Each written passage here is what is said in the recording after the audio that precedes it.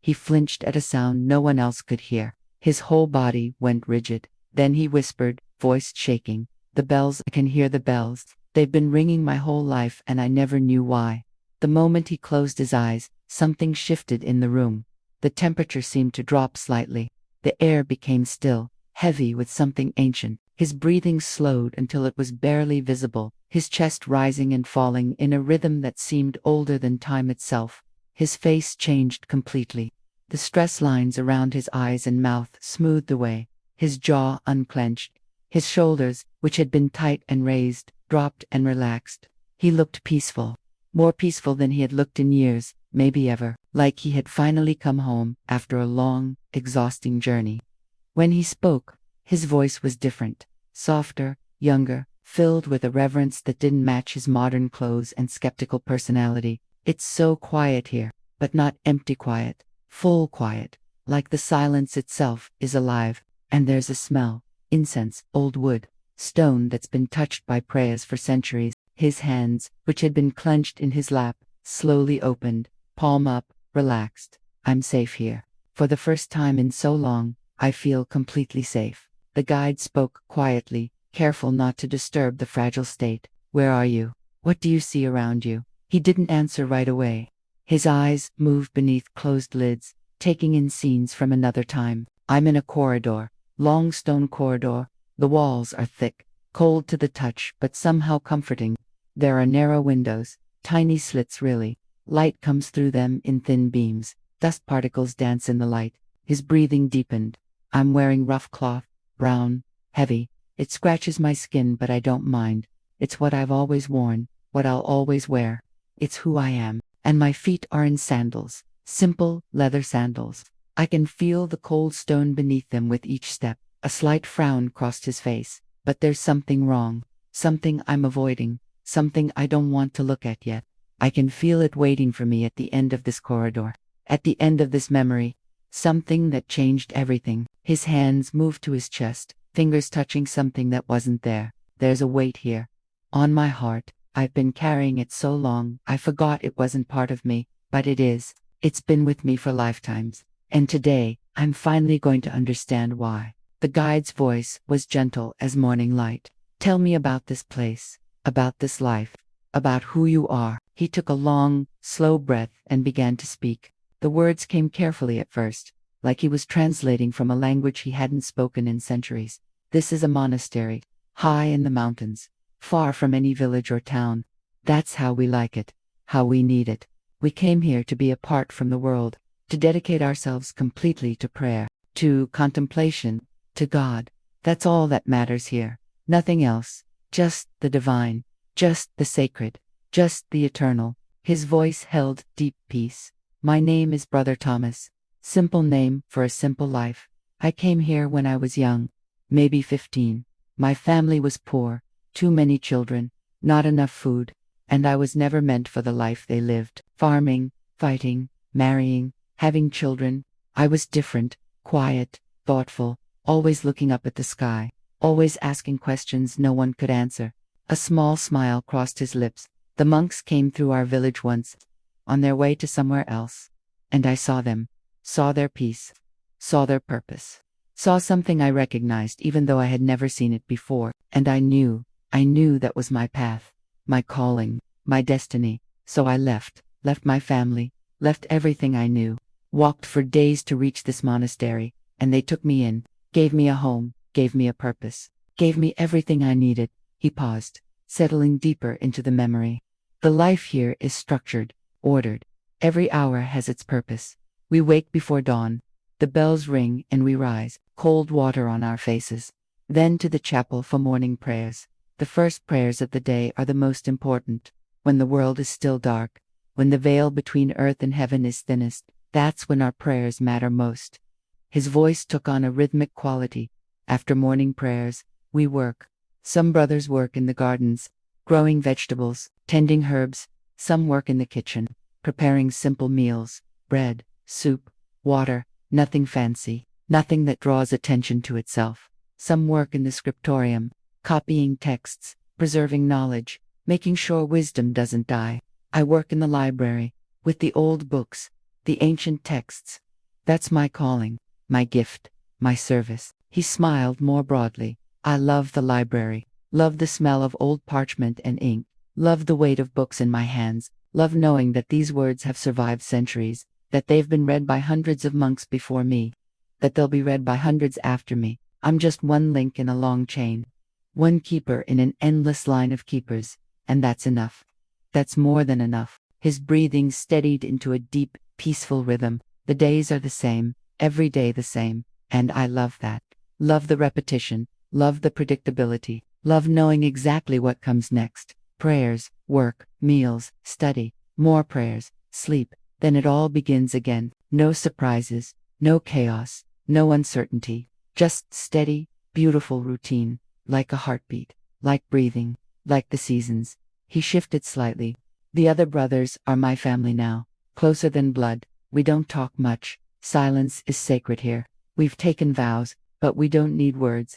We know each other through presence, through shared purpose, through years of walking the same corridors, eating the same meals, kneeling in the same chapel. There's a bond that goes deeper than conversation. His voice grew warmer. Brother Michael is the closest to a friend I have. He works in the garden, has hands that can make anything grow. He's older than me, maybe 40, which seems ancient, but he's strong, healthy, peaceful in a way that comes from decades of prayer. Sometimes we sit together in the evening, in the courtyard, watching the sunset. Not talking, just being, and it's perfect. It's everything. He paused, his face shadowing slightly. But there's another brother, Brother Augustine. He's different, harder, stricter. He believes in discipline, in punishment, in breaking the body to save the soul. He's in charge of enforcing the rules, and he's good at it, too good. He watches us, all of us, looking for mistakes, for weaknesses, for sins. A tension entered his voice. I try to avoid him, try to be perfect, follow every rule, never give him reason to notice me. But it's hard, so hard, because some of the rules don't make sense. Some of the restrictions feel cruel, like we're not supposed to have any joy, any comfort, any moment of ease. We're supposed to suffer, because suffering is holy, because pain brings us closer to God. That's what Augustine says. That's what he believes. His hands clenched slightly. And most of the time, I accept it. Accept the hard bed, the cold rooms, the rough clothing, the constant hunger. I tell myself it's purifying, that I'm becoming more spiritual by becoming less physical. That's what we're taught, that the body is the enemy, that comfort is dangerous, that we must deny ourselves to prove our devotion. He was quiet for a long moment, but sometimes, late at night, I wonder if God really wants us to suffer, if the divine really demands pain, or if maybe, just maybe, we're getting it wrong. If maybe God wants us to be happy, to be healthy, to experience joy. But I push those thoughts away. They're dangerous, heretical, wrong, so I push them deep down and keep following the rules. His breathing quickened slightly. I've been here for years now, maybe 10, maybe 15. Time moves strangely when every day is the same, but I'm content. Or, I think I am. I have my books, my prayers, my simple life, and I believe it matters. Believe I'm serving. Believe I'm doing what I was meant to do. He paused, tension building, but then something changes. Something small at first. I start having doubts, questions I can't push away anymore. I'm copying a text, an ancient text about love, about God's love, about how God is love. And it talks about joy, about celebration, about embracing life as a gift. And I realize, I don't feel joyful. I don't feel celebrated. I feel gray, empty, like I'm going through the motions, but the meaning is gone. His voice dropped lower, and once that thought enters, I can't get rid of it. It grows, spreads, infects everything. Suddenly, the routine that felt comforting feels like a prison. The rules that felt holy feel arbitrary. The suffering that felt purifying feels pointless. And I don't know what to do. Don't know who to talk to. Don't know how to make sense of what I'm feeling. He swallowed hard. Brother Michael notices. Of course he notices. He knows me too well. One evening in the courtyard, he asks me what's wrong. Not with words, just with his eyes. His presence, and I tell him everything. The doubts, the questions, the feeling that something is wrong with the way we're living, that maybe suffering for its own sake isn't holy, that maybe God wants more for us, Tears began to form behind his closed eyes. And Brother Michael, he nods. He understands, because he's been feeling it too. He tells me he's been questioning for years, wondering if there's another way, a better way, a way that honors both the sacred and the human. And we talk, really talk, breaking our vows of silence, and it feels like breathing after being underwater, like finally, someone understands. His voice grew urgent. We start meeting in secret, just the two of us, late at night, in the library where I work. We read the forbidden texts, the ones hidden in the back, the ones the abbot doesn't want us to see, texts from other traditions, other beliefs, other ways of understanding the divine, and we discover so much beauty, so much wisdom, so much that contradicts what we've been taught. He trembled. We realize we've been lied to. Not maliciously maybe, but lied to nonetheless. Told that suffering is the only path, that denial is the only way, that we must kill our humanity to reach the divine. But the texts we're reading say something different. They say the divine is in the human, that the body is sacred, that joy is holy, that love, real love, is the highest truth. His breathing became ragged, and we make a decision, a terrible, beautiful decision. We're going to leave. We're going to walk away from the monastery, from the vows, from the life we've known. We're going to find another way, a way that honors what we've discovered, a way that brings together the sacred and the human instead of tearing them apart. His whole body tensed. But we need to be careful. Plan carefully. Augustine watches everything. If he discovers what we're planning, we'll be punished severely, maybe locked in the penitence cells, maybe worse. So we prepare in secret, gather supplies, choose a day, make our plans. His voice dropped to barely a whisper, but someone sees us. One of the younger brothers. He tells Augustine, and Augustine, he's furious. He sees this as the ultimate betrayal, the ultimate sin. We're not just breaking our vows, we're spreading heresy, corrupting others, threatening the entire foundation of the monastery. Tears flowed freely now. They come for us in the night, drag us from our cells, take us to the chapel. All the brothers are summoned. Everyone must witness. Everyone must learn. This is what happens to those who question, to those who doubt, to those who dare to think differently. His voice broke. Augustine accuses us, calls us sinners, heretics, servants of darkness, and he demands confession, demands we repent, admit we were wrong, beg for forgiveness, return to obedience. But I can't lie. Can't say I don't believe what I've learned. Can't pretend the texts we read were wrong. So I stay silent, and Brother Michael stays silent too. He sobbed.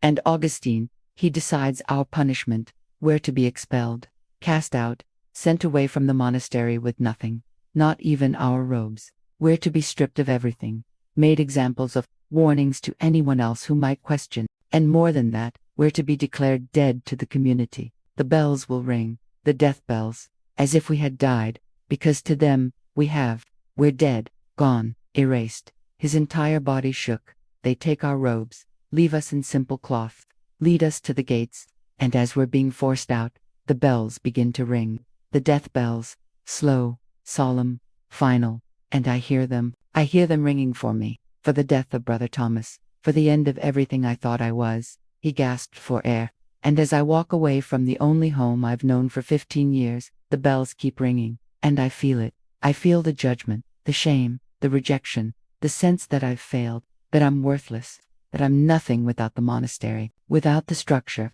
without the identity they gave me. His voice grew hollow. Brother Michael and I walk together for a while, but then we separate. Different paths, different destinies, and I'm alone, completely alone. And I don't know who I am anymore. I'm not Brother Thomas. I'm not a monk.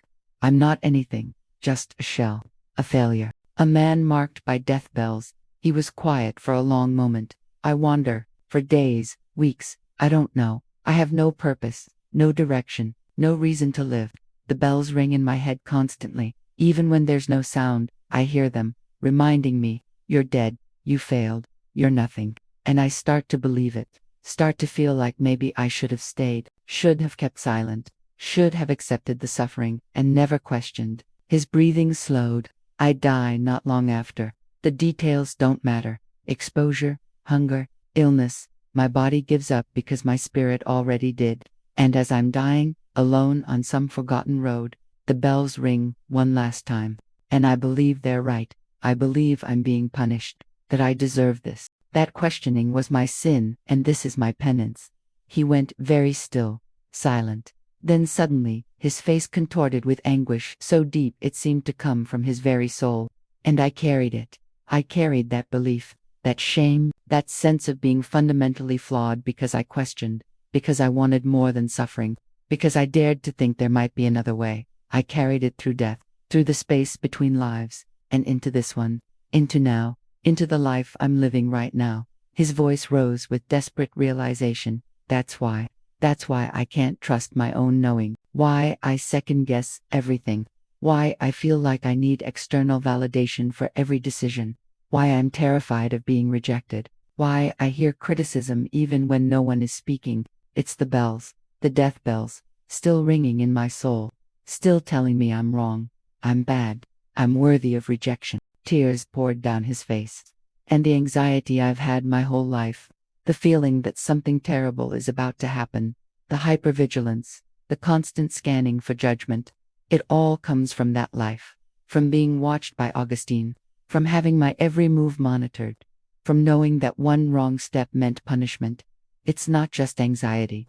It's a trauma response, from a life I didn't even remember until now. His hands pressed to his chest, and my relationship with religion, why I'm drawn to it but also terrified of it, why I crave structure but rebel against authority, why I want community but fear commitment. It's all connected, all stemming from that life, from loving the monastery and being destroyed by it, from finding peace and having it ripped away, from believing I was serving God and being told I was serving darkness. He sobbed freely. And the worst part is I've been punishing myself my whole life, denying myself joy, telling myself I don't deserve ease or comfort or happiness, working myself to exhaustion, never allowing rest, never accepting pleasure without guilt, because some part of me, some deep part, still believes I need to suffer, still believes that's what makes me worthy, still hears those bells telling me I'm dead, I'm nothing, I failed. His voice cracked completely.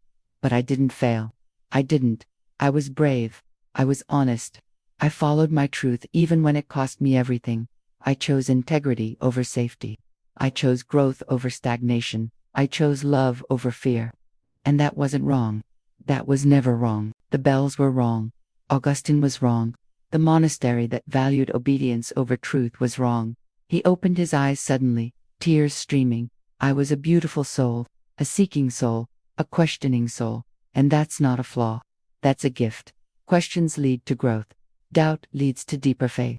Courage leads to transformation. I did nothing wrong, nothing, and I don't deserve the punishment I've been inflicting on myself for lifetimes. His face transformed with understanding. And Brother Michael, the friend who understood me, the one who shared my questions, I've been looking for him this whole life, looking for that connection, that understanding, that acceptance, every friendship, every relationship. I'm looking for Michael, for someone who sees me, who gets me, who doesn't judge me for questioning. And maybe I've found him. Maybe I've found versions of him, people who hold space for my truth, who encourage my questions, who love me not despite my doubts but because of my honesty. He laughed through the tears, and the bells I've been hearing my whole life. I thought I was going crazy, thought I was imagining them, but they're real. They're a memory, a soul memory, and I don't have to be afraid of them anymore. They can't hurt me. They're just echoes, just sounds from a life that's over. They don't define me. They don't condemn me. They're just bells. The guide spoke softly. Take some deep breaths. Start to bring yourself back to this time, this place, this body. You can keep the wisdom but release the shame. You are here. You are whole. You are free. He breathed deeply, slowly. His face gradually relaxed. The tears continued, but they were different now. Cleansing tears, healing tears. He opened his eyes fully, blinking in the light, adjusting to the present moment. I'm back, he said quietly, and I'm different, completely different. The guide waited. What's different? He looked at his hands, modern hands, free hands, everything. I understand now why I've struggled with authority my whole life. Why I question everything, why I need to verify and research and never just accept what I'm told. It's not a personality flaw. It's a survival mechanism. From a life where accepting without question led to suffering, to imprisonment, to spiritual death, his voice grew stronger. And I understand my anxiety. It's not random. It's not chemical. I mean, maybe it is now. Maybe it's become wired into my nervous system. But it started somewhere. It started in that monastery, being watched, being judged, waiting for punishment. And my body remembered even when my mind forgot. My nervous system has been stuck in that state, hypervigilant, waiting for the other shoe to drop, waiting for someone to discover I'm questioning, to ring the death bells. He sat up straighter. But I can heal it now. Now that I know where it comes from. I can talk to that part of me, that Brother Thomas part. I can tell him it's over.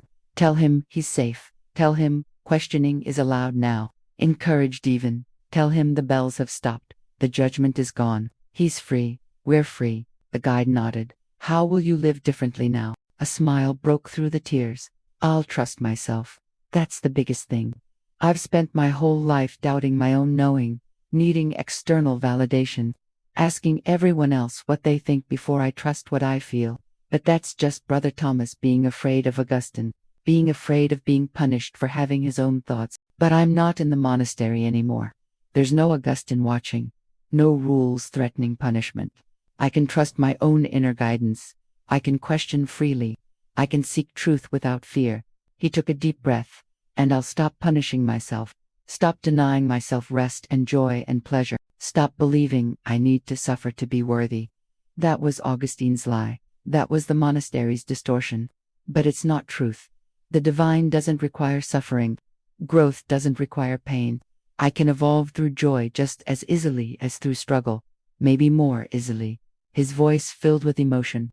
And I'll honor my questions, my doubts, my seeking. That's not rebellion. That's not sin. That's the path of an honest soul. Questions are how we grow. Doubt is how we deepen. Seeking is how we find. And I'm going to stop apologizing for it. Stop hiding it. Stop pretending I'm more certain than I am just to avoid judgment. He paused, his expression thoughtful. And I'll be more compassionate with religious structures. I've been so angry at organized religion, so critical, so dismissive, but now I understand why. It triggered that old trauma, that old betrayal. But not all religious communities are like that monastery. Not all spiritual teachers are like Augustine. Some are like Brother Michael. Some create space for questions, for growth, for individual paths. And I can appreciate those without the fear. The guide smiled gently. What about the bells?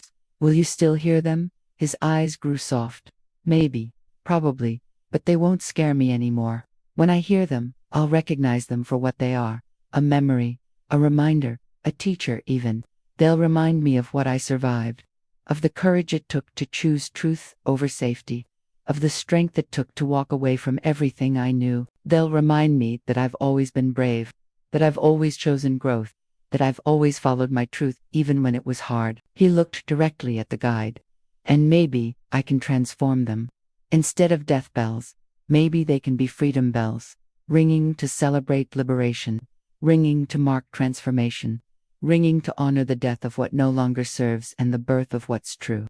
Every time I hear them, every time that anxiety arises, I can remember. Those bells meant I was free, free to question, free to grow, free to be myself. His voice grew passionate, and I need to find my people, my brother Michaels, the ones who question like I do, who seek like I do, who aren't satisfied with easy answers and comfortable lies, who want depth and truth and real connection.